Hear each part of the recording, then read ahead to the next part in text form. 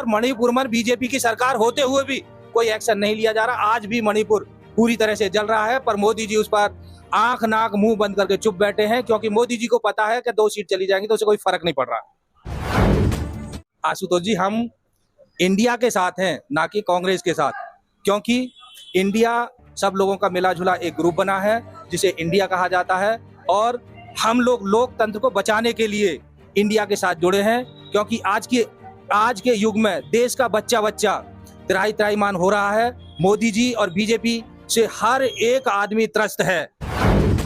जिनके पास इतनी सारी फ्री की सुविधाएं आ रही हों, उन्हें महंगाई से क्या लेना देना। सिलेंडर सबसे महंगा जो 400 रुपये सिलेंडर था वो 1-2 साल में ही अब आज 1150 का में मिल रहा है। तो आप कह रहे हो महंगाई नहीं है। मुझे ये समझ में नहीं आता कि बीजेपी को और कितना और महंगाई चाहिए, और पता नहीं और बढ़ेगी। अभी तो देखिए, अभी तो अब इंडिया में तो जो है इतने सारे चेहरे हमारे पास हैं। हमारे पास युवा चेहरा भी हैं, हमारे पास बुजुर्ग भी हैं, बहुत बड़े बड़े राजनीतिज्ञ भी उसमें हैं, चाहे शरद पवार जी हो, चाहे ममता बनर्जी हो, चाहे लालू यादव जी हो, चाहे नीतीश जी हो, चाहे हमारे युवा में से हमारे आम आदमी पार्टी के अरविंद केजरीवाल जी हों। बट अब देखिए, ये उनका निर्णय है, वो क्या लेते हैं क्या करते हैं, पर हमारे पास चेहरा है।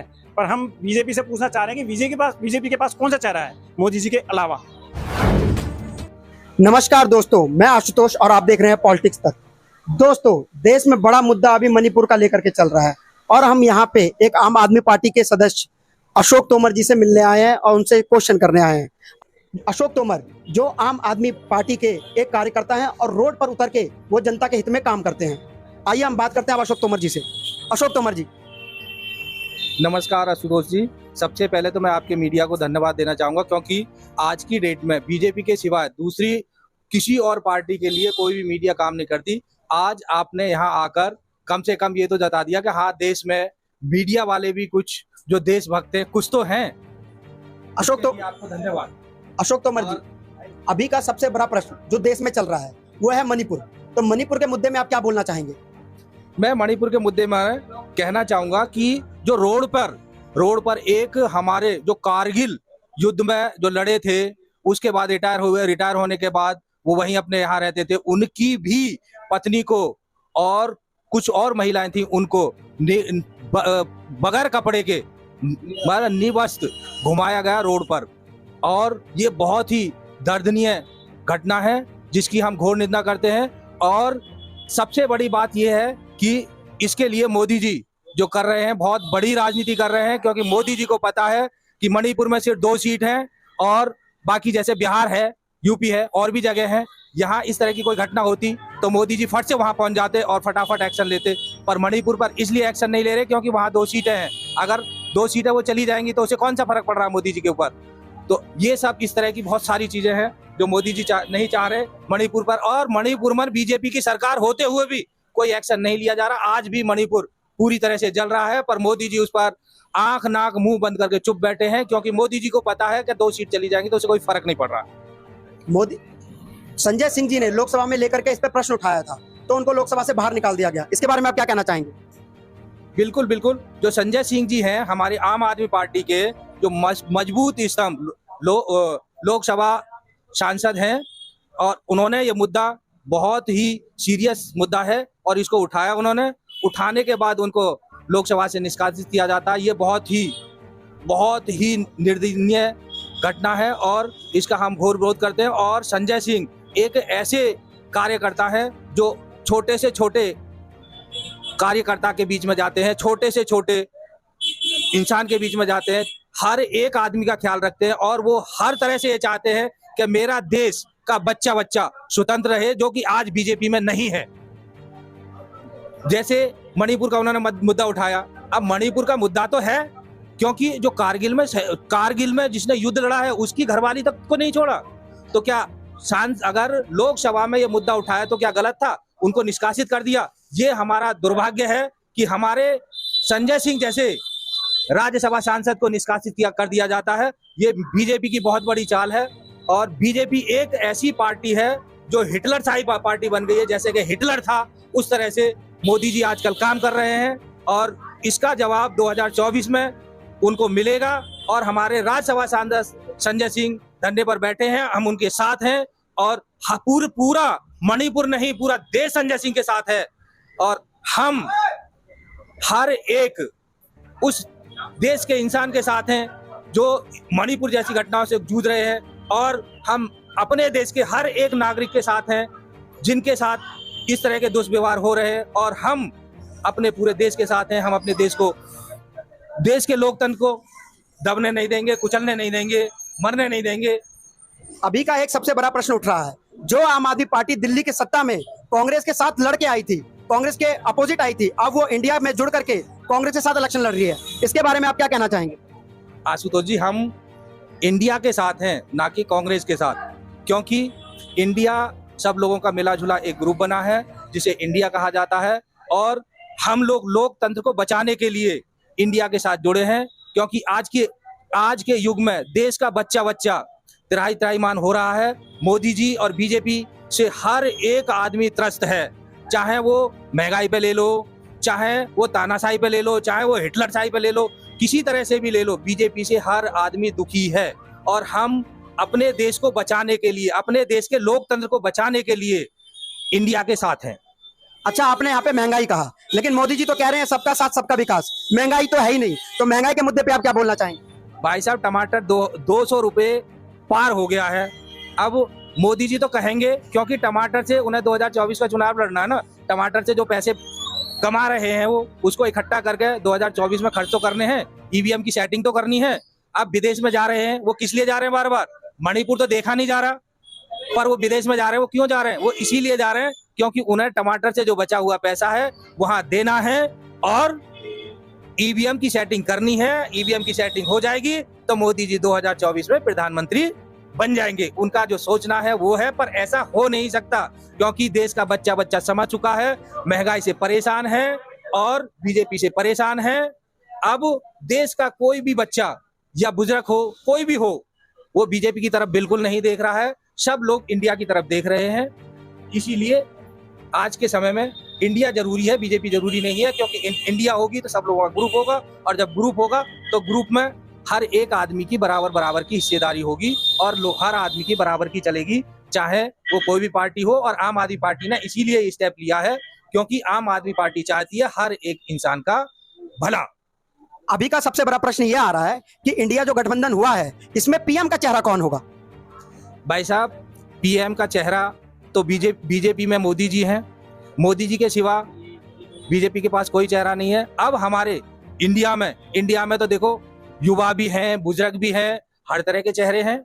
हम तो किसी को भी प्रधानमंत्री का चेहरा बना सकते हैं, क्योंकि हम इंडिया हैं, इसीलिए हम किसी को भी अपना चेहरा बना सकते हैं। पर बीजेपी के पास सिर्फ मोदी के सिवा दूसरा चेहरा कौन है?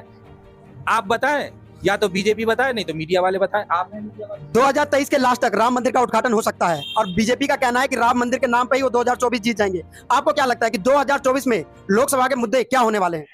भाई साहब, जो कहते हैं कि जो राम को लाए हैं हम उनको लाएंगे, तो राम को कोई ला सकता है क्या? क्या बीजेपी वाले राम को ला सकते हैं क्या? है? या फिर जो हमारे बुजुर्ग थे, जो राम के बेटा थे, वो भी राम को नहीं ला सकते, तो क्या बीजेपी वाले थोड़ी ला सकते हैं राम को?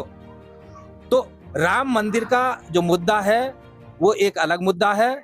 यहाँ तो कोई मतलब ऐसा नहीं है कि भाई राम मंदिर का उद्घाटन हो जाएगा तो बीजेपी वाले जीत जाएंगे, और बीजेपी वालों के पास क्या है? बस एक ये है कि राम को लाए, हम उनको लाएंगे। एक तो ये है, तो राम को तो कोई ला ही नहीं सकता है। भाई राम का कोई बाप बन सकता है? कोई नहीं बन सकता। अच्छा, आपका ये कहना है कि बीजेपी में मोदी के अलावा और कोई चेहरा नहीं है? मोदी जी के अलावा कोई चेहरा हो तो बीजेपी वाले बताएं। हमारे पास, हम तो इंडिया है, और इंडिया में तो हमारे बुजुर्ग भी हैं, युवा भी हैं, हर तरह के लोग हैं, कोई भी चेहरा बन सकता है। राहुल गांधी की सदस्यता जो रद्द कर दी गई, उसमें क्या लगता है कि बीजेपी की कोई साजिश है? भाई साहब, ये बीजेपी की बहुत बड़ी साजिश है जो राहुल गांधी की सदस्यता रद्द की है, क्योंकि राहुल गांधी जी से मोदी जी डर रहे थे, इसीलिए मोदी जी ने राहुल गांधी जी की सदस्यता रद्द कराने का निर्णय लिया। पर यह मामला कोर्ट में है, कोर्ट जो भी फैसला लेगा वो सर्वप्रिय होगा और माननीय होगा, और कोर्ट हमारे देश का जो एक स्तंभ है वो कोर्ट है, और कोर्ट से आगे ना बीजेपी है, ना कोई है, ना मोदी जी है, और जो कोर्ट का फैसला आएगा वो माननीय होगा। पर आम आदमी पार्टी के दो मजबूत स्तंभ, मनीष सिसोदिया, सत्येंद्र जैन जिन्होंने बच्चों को शिक्षा दी, शिक्षा के लिए स्कूल बनाए और हर एक स्कूल मॉडल स्कूल, जो प्राइवेट स्कूलों से भी बेहतर स्कूल और प्राइवेट स्कूलों से भी बेहतर रिजल्ट देने वाले मनीष सिसोदिया जी को जेल में डाल दिया। ये है बीजेपी की रणनीति, क्योंकि इनको लगा कि मनीष सिसोदिया जी जो कर रहे हैं वो देश के लिए भला कर रहे हैं, गरीब लोगों के बच्चों को पढ़ा रहे हैं। अगर गरीब पढ़ जाएंगे तो हम लोग खत्म हो जाएंगे, मोदी जी खत्म हो जाएंगे, बीजेपी खत्म हो जाएगी, बीजेपी को कोई नहीं पूछेगा। तो इन्होंने मनीष सिसोदिया जी को ही जेल में डाल दिया, जिससे कि ना ही तो कोई गरीब पढ़ेगा और ना कोई आगे बढ़ेगा। और मनीष सिसोदिया जी तो चाहते हैं कि मेरे देश का बच्चा पढ़ लिख के IAS, IPS, IIR बने। उन्होंने शिक्षा का महत्व समझा है, वो पढ़े लिखे हैं। जो पढ़े लिखे होते हैं वो शिक्षा का महत्व समझते हैं। जो अनपढ़ है, चाय बेचने वाला है, वो शिक्षा का महत्व क्या समझेगा। आपको क्या लगता है कि 2024 में कौन आएगा? 2024 में निश्चित तौर पर इंडिया। भैया आपका नाम क्या है? नमस्कार, मेरा नाम वीरेंद्र दत्त है और मैं आपके मीडिया चैनल को बहुत बहुत धन्यवाद देना चाहूँगा कि आप लोग एक छोटी सी पार्टी के कार्यकर्ताओं से कुछ पूछताछ करने आए हैं, कुछ बातचीत करने आए हैं। हम भी आपसे बहुत बहुत बहुत आभारी हैं आप लोगों के। 2024 में कौन, एनडीए की इंडिया? देखिए 2024 में जिस हिसाब से अभी जो चल रहा है, हम तो लग रहा है कि इंडिया ही बेस्ट ऑप्शन है लोगों के लिए, इस देश के लिए। और क्योंकि बीजेपी जो है वो एक तरफा चल रही है, अपनी तानाशाही चला रही है। वो बेरोजगारी में बात नहीं करती, वो महंगाई में बात नहीं करती, वो शिक्षा में बात नहीं करती। वो यूपी में जाइए राम मंदिर, और कहीं चले जाइए हिंदू मुस्लिम। तो ये एक एजेंडा खाली है आरएस वालों का, और इनका मिलीजुली सरकार चल रही है। जो आरएस बोलती है वही बीजेपी करती है, और इनके आगे और कोई, मैं तो कहता हूँ सबसे बड़ी जो हमारी जो आम आदमी पार्टी है, जो उसने सबसे बड़ी जो नींव रखी है, हमने शिक्षा की रखी है। क्योंकि जब तक हमारा देश का बच्चा पढ़ेगा नहीं, जब तक हमारा देश बढ़ेगा नहीं। बीजेपी के कार्यकर्ता बोल रहे हैं कि महंगाई तो है ही नहीं। जी, उनको अब जो जिनके पास इतनी सारी फ्री की सुविधाएं आ रही हो, उन्हें महंगाई से क्या लेना देना। जिन्हें मलाई मिल रही हो, चाहे वो सांसद है चाहे विधायक है, उनके पास तो फ्री की बिजली है, उनके पास फ्री का। और बजट में से आपको पता ही है, हम इसके बारे में और क्या बता सकते हैं कि बजट में से कितना खाते हैं कितना बचाते हैं। बट एक गरीब इंसान, जहां अभी की बात बता रहे हैं, 1 महीने के अंदर 20 रुपए किलो से 200 रुपए किलो टमाटर चले गया, 180% महंगाई। बीजेपी कह रही है कि अगर महंगाई आ रही है तो लोग जहाँ 10,000 कमा रहे थे वहां 25,000 कमा रहे हैं। ये कैसे हो सकता है? हमारी इकोनॉमी अप से डाउन हुई है। हम इसे कोई छुपा नहीं सकता। बेशक मीडिया कुछ भी बोले, मीडिया को तो इन्होंने जो कर रखा है, जो बोलते हैं वो मीडिया बोलती है। बट मैं भी एक MNC कंपनी में जॉब करता हूँ। हमें पता है कि कैसे 10,000 में एक इंसान कैसे अपना घर चला रहा है, कहाँ से 25,000 है। 8,000 अभी नोएडा चले जाइए, आप किसी भी फैक्ट्री में चले जाइए, 8,000 रुपये सैलरी देते हैं। वो थोड़ा सा ओवर टाइम करके 8-10,000 रुपये कमा लेंगे, फिर भी 8,000 में आपकी 150 रुपये किलो से कोई दाल कम नहीं है, 200 रुपये किलो आपके टमाटर हैं, चावल आपके 50-60 से ऊपर चले गए, आटा आपका 40-50 से ऊपर आटा चले गया। तो ये, और सिलेंडर सबसे मेन जो 400 रुपये सिलेंडर था, वो 1-2 साल में ही अब आज 1150 का में मिल रहा है। तो आप कह रहे हो महंगाई नहीं है। मुझे ये समझ में नहीं आता कि बीजेपी को और कितना और महंगाई चाहिए, और पता नहीं और बढ़ेगी। अभी तो घटनी तो है नहीं, क्योंकि हमारी इकोनॉमी अब घट रही है। हमारे जो मनमोहन सरकार जब थी, जब हमारे पास समझो बहुत बड़ा कर्जा था, और उन्होंने जैसे तैसे देश को संभाला। हमने अभी मोदी जी को वोट डाला है, ऐसा नहीं कि नहीं डाला। हमने यही उपेक्षाएं की थी कि हमारा देश आगे बढ़े, प्रगति पे करे। पर मोदी जी ने तो उल्टा इस देश का भट्टा बैठा दिया है। आपके हिसाब से पीएम का चेहरा इंडिया में कौन होगा?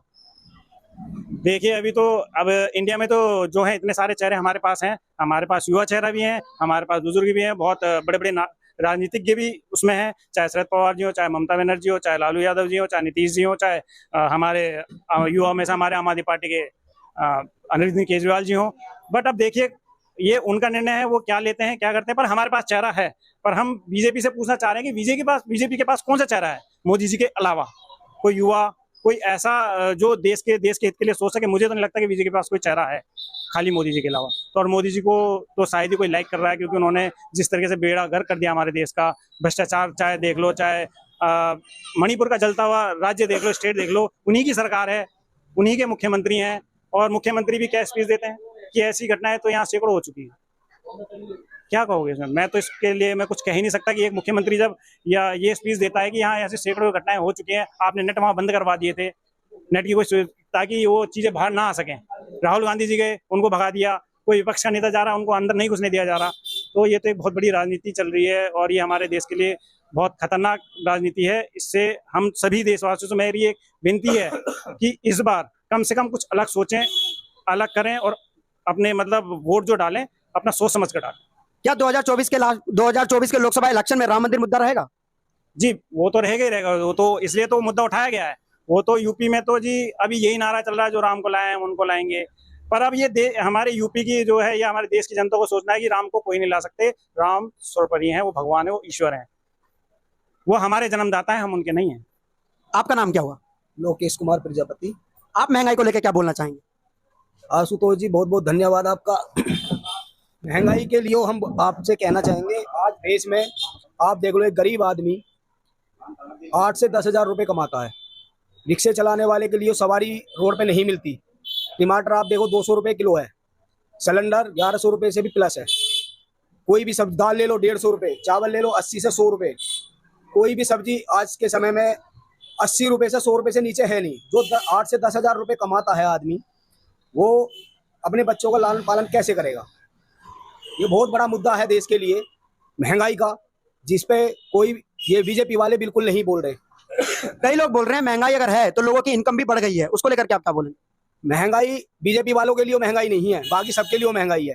वो मलाई खा रहे हैं, क्योंकि महंगाई अगर आप देखो, जनता से बीच में जाके अगर जाते हैं तो उनसे पूछो, भैया शाम को खाना तक भी नहीं मिल रहा लोग बागों को, बच्चे भूखे मर रहे हैं उनके।